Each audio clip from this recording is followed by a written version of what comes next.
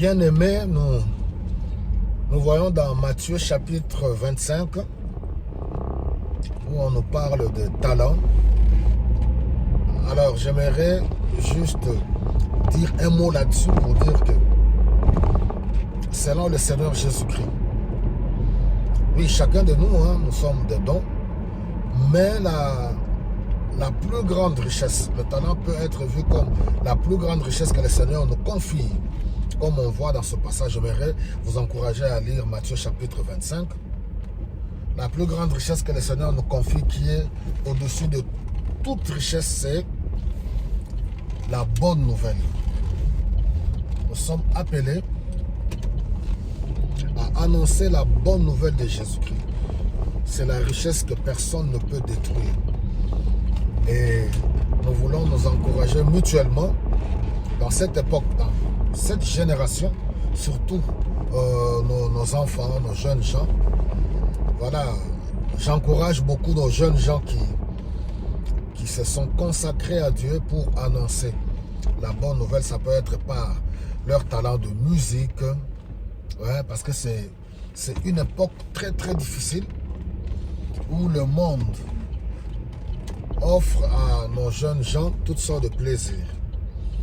Et ils sont exposés, ils sont tentés, ils sont confrontés à des situations très très difficiles. Nous sommes appelés à les encourager, à les soutenir, à les fortifier, à être avec eux, à les accompagner. Parce que c'est une époque très très compliquée, cette époque-ci. Voilà, c'est la plus grande richesse, annoncer la bonne nouvelle de Jésus-Christ.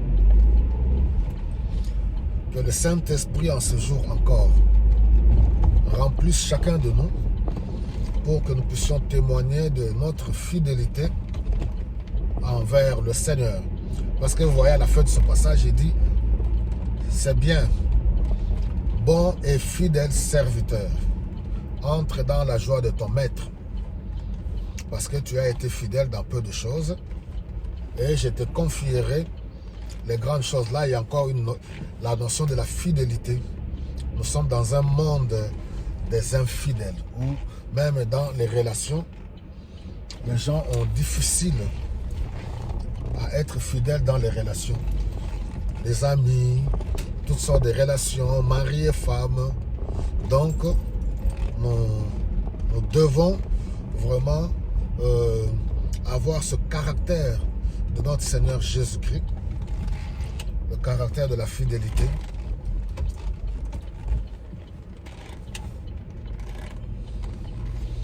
Voilà, il est tellement important, un homme. Parce qu'être fidèle, c'est honorer sa parole. Les gens parlent, ils font des promesses, mais ils sont incapables. Déjà, quand on est incapable d'honorer ses paroles envers son semblable, vous pensez qu'on va être capable d'honorer Dieu, d'être fidèle à Dieu? Non. Comme j'ai toujours dit, la vie chrétienne, c'est une grande responsabilité. Ce n'est pas du blablabla. Ce n'est pas tout ce bruit-là, non. Voilà, que le Seigneur nous bénisse abondamment.